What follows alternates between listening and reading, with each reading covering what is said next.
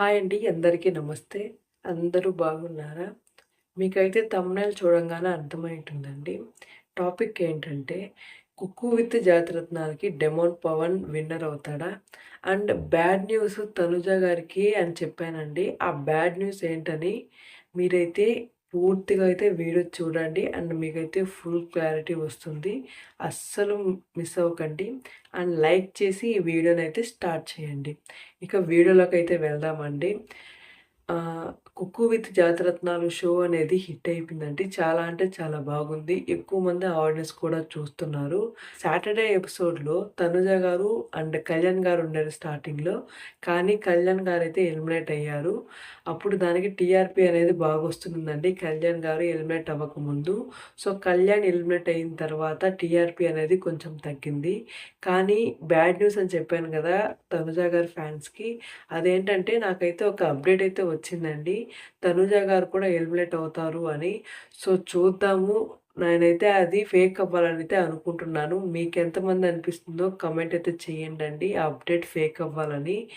And నాకైతే ఒక రోజంతా డల్ అయితే అయ్యానండి. ఆ అప్డేట్ వినంగానే. మనకి నెక్స్ట్ వీక్ వచ్చి వైల్డ్ కార్డ్స్ అయితే ఎంటర్ అవుతున్నారు కదా! సో, చూద్దాము వాళ్ళెలా కుక్ చేస్తారో. అండ్ మెయిన్‌గా నేను వీడియోలో జాతిరత్నాల గురించైతే మాట్లాడతానండి. అండ్ తనుజ గారు గాని వెళ్ళిపోతే టీఆర్‌పీ అనేది చాలా అంటే చాలా తగ్గుతుంది సాటర్‌డే ఎపిసోడ్‌కి. అసలు సాటర్‌డే ఎపిసోడ్‌కి టీఆర్‌పీ వచ్చేదే తనుజ గారి వల్లే. కళ్యాణ్ గారు వెళ్ళిపోయిన తర్వాత. సాటర్‌డే ఎపిసోడ్‌లో టీఆర్‌పీ వచ్చేది మెయిన్‌గా ఇమాన్యుయల్ గారు అండ్ హరి గారు, రీతు అండ్ పవన్ గారు వీళ్ళ నలుగురి పైన టీఆర్‌పీ అయితే వస్తుందండి. అంటే ఎక్కువ మంది ఆడియన్స్ అయితే చూస్తున్నారు వీళ్ళ కోసము. అండ్ డెమోన్ పవన్ గారు విన్నర్ అని అయితే నేనైతే చెప్పాను కదా! డెఫినెట్‌గా విన్నర్ అయ్యే ఛాన్సెస్ 99% ఛాన్సెస్ అయితే ఉన్నాయండి డెమాన్ పవన్ గారికి. ఎందుకంటే మనం చూసామంటే 'కుక్కు విత్ జాతిరత్నాలు' షో స్టార్టింగ్ నుంచి ఎక్కడ కానీ అసలు తనకైతే 2 కానీ, 1 కానీ అంతే ఆ పొజిషన్స్ తప్ప ఇంకే పొజిషన్స్ అయితే అతనికైతే రావడం లేదు. మెయిన్‌గా 1 1, 1, 1 ఆ 1 వస్తుంది గానీ ఎప్పుడో ఒకసారి 2 వస్తుంది. అంతే గాని తనెప్పుడైతే డౌన్‌ఫాల్ అయింది లేదు. సో, అంత బాగా అయితే వంటైతే చేస్తున్నాడు తను. మనమైతే 'బిగ్ బాస్‌లో' చూసాము. దానికి తగ్గట్టే దానికి మించి కూడా చేస్తున్నాడు. చాలా అంటే చాలా బాగా చేస్తున్నాడు. ఆ జడ్జెస్ చెప్పడం గానీ, తను చేయడం గానీ సూపర్ అనిపిచ్చింది నాకు. చూస్తుంటే సండే ఎపిసోడు.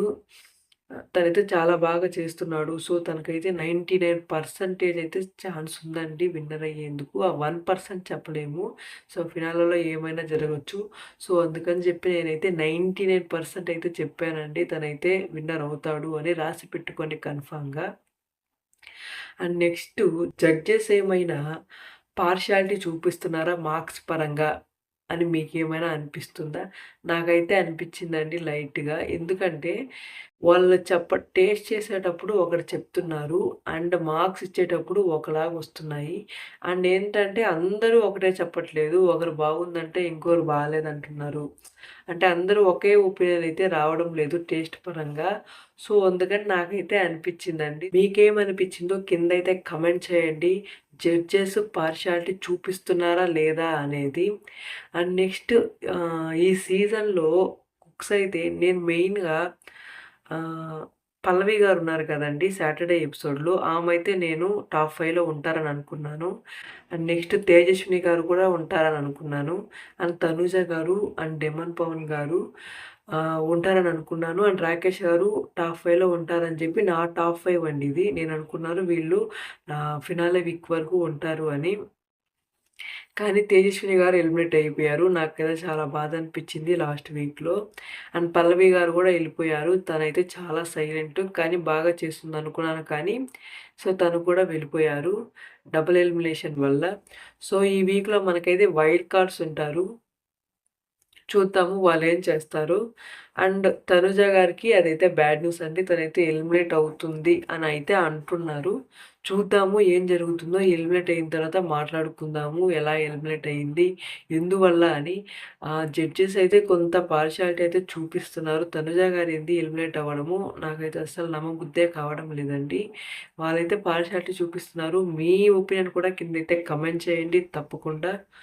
అండ్ నెక్స్ట్ వచ్చి మీ టాప్ 5 ఏంటో కిందైతే కమెంట్ చేయండి.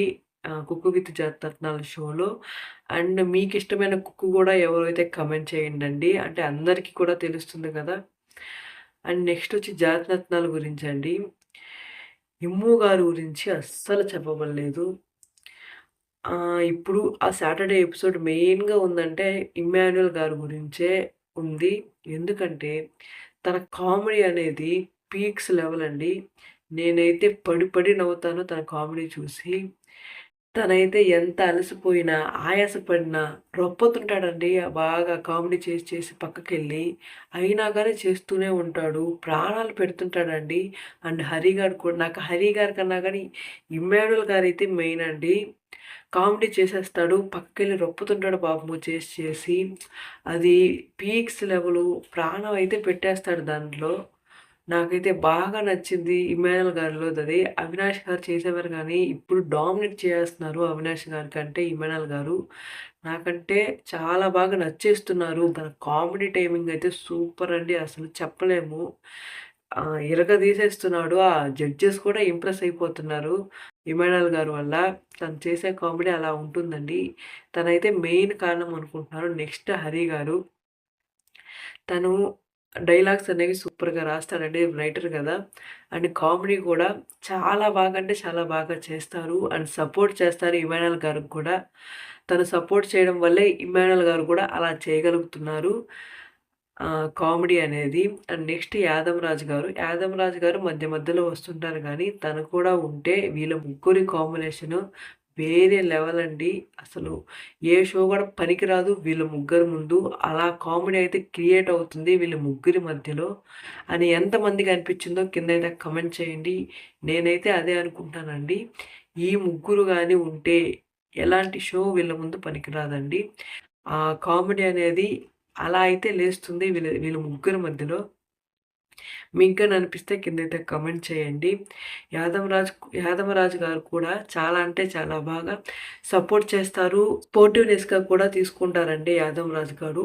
అలా తీసుకుంటేనే కామెడీ అనేది క్రియేట్ అవుతుంది. సో, తనకు కూడా హ్యాట్స్ ఆఫ్ అండి. చాలా అంటే చాలా బాగా చేస్తున్నారు. అండ్ రీతు గారు అండ్ సుహాసిని గారు అయితే మధ్య మధ్యలో అయితే ఇన్వాల్వ్ అవుతున్నారు. గోమతి గారు కూడా.